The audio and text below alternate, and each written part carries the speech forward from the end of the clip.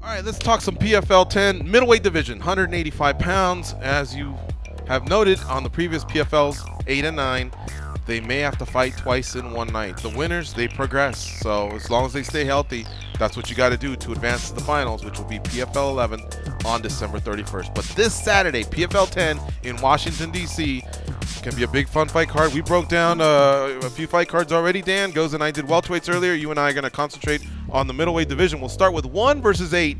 Abus Magomed versus Gaston Oumalata. Germany versus Russia. Who do you like here, brother? You know, it's an interesting one. You always get an interesting crop when we're talking about middleweights and MMA, and PFL got us an interesting one here.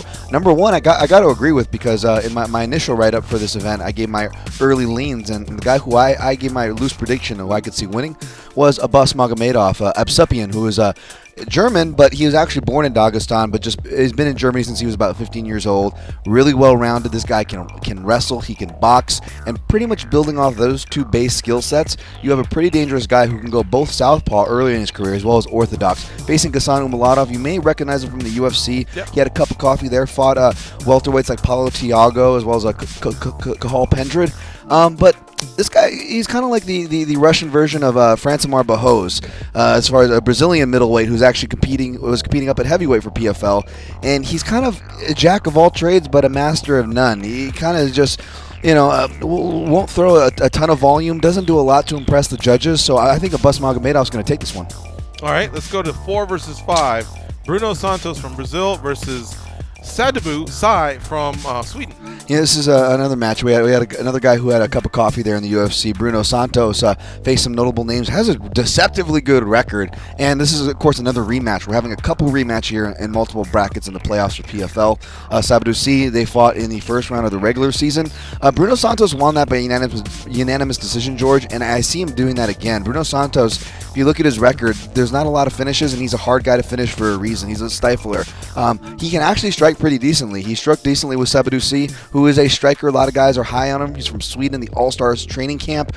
But Bruno Santos showed he could strike with him, but more importantly, showed he could clench and stymie the fight when he needs to. I think he does that here, even in a unique two-rounder. I see Bruno Santos getting past Sabadu C. That's right. Let's emphasize again, the first fight is only 2 rounds. If you win the first, and if your opponent wins the second, so long as they're both 10-9s, if it's equal footing going into the judge's decision, whoever wins round 1 advances. So that first round is key. However, I was at PFL 9 in Long Beach, and I saw a few fighters turn the tables and come back with 10-8s. So keep an eye on what the rules are going to be.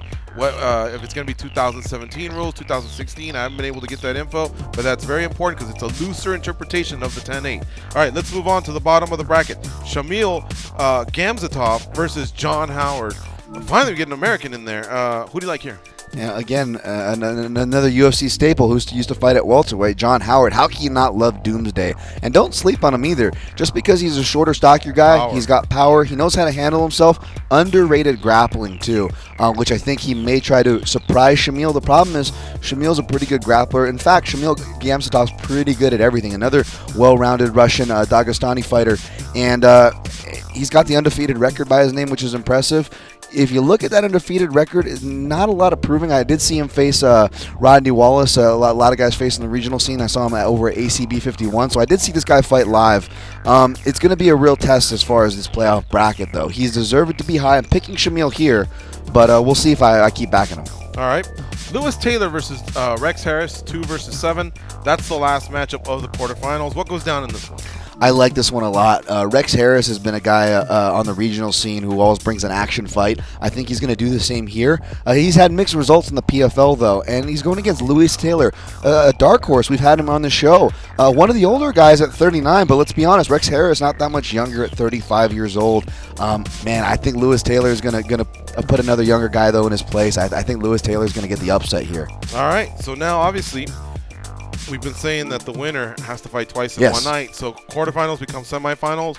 let's revisit your picks. You have Abus Magomed versus Bruno Santos. Who do you have advancing to the finals on December 31st?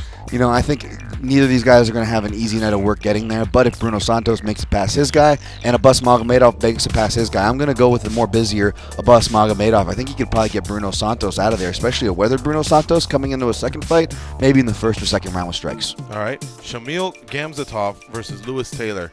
Who do you have advancing here? Again, if these guys advance as predicted, which anything can happen in these tournaments, it's not going to be an easy road given their opponents.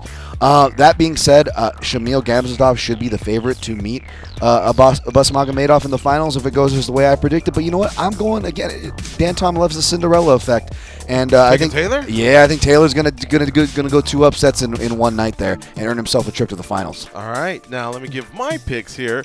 Broken clock is right twice per day, right? They say. Yeah. So let's see here. You talked me out of it, Dan. I really liked your breakdown. I watched Oumalata in the UFC, but I like what you were saying about Magomedov from Germany. I'm gonna go with him as well. You really did convince me there. I'm sticking with Santos. I like that one. Good call there. I'm gonna go with Doomsday here, but now I'm homering a little bit. But here's why I feel it, because I feel like in the UFC, he faced some tough competition, so he's not going to go there too more intimidated against a grappling sensation like a Gamzatov. Any more intimidated than when he had to face Uriah Hall as a striker or any of the other fighters in the specialties they brought. He packs power, and he knows because of that he's always a live dog. So I'm gonna go with John Howard there, and I'm gonna go with Lewis Taylor here. Advancing out of this bracket, I'm sticking with Howard all the way through to December 31st. Wow, all right. And then as far as Magomedov and Bruno Santos, man, it's almost like a coin flip, guy. But I'm going to go with Santos. Wow, yeah, okay. I'm going to go with Santos in this one. So those are my guesses. Yours are more predictions. You watch certainly a lot more tape than I do. But, hey, we did the best we could.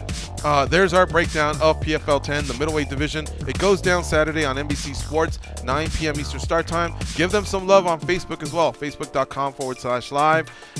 You get a lot of the prelims, and you get a lot of pre- and post-fight analysis from the crew out there in Washington, D.C. Keep it locked on MMA Junkie throughout the week. We definitely got you covered.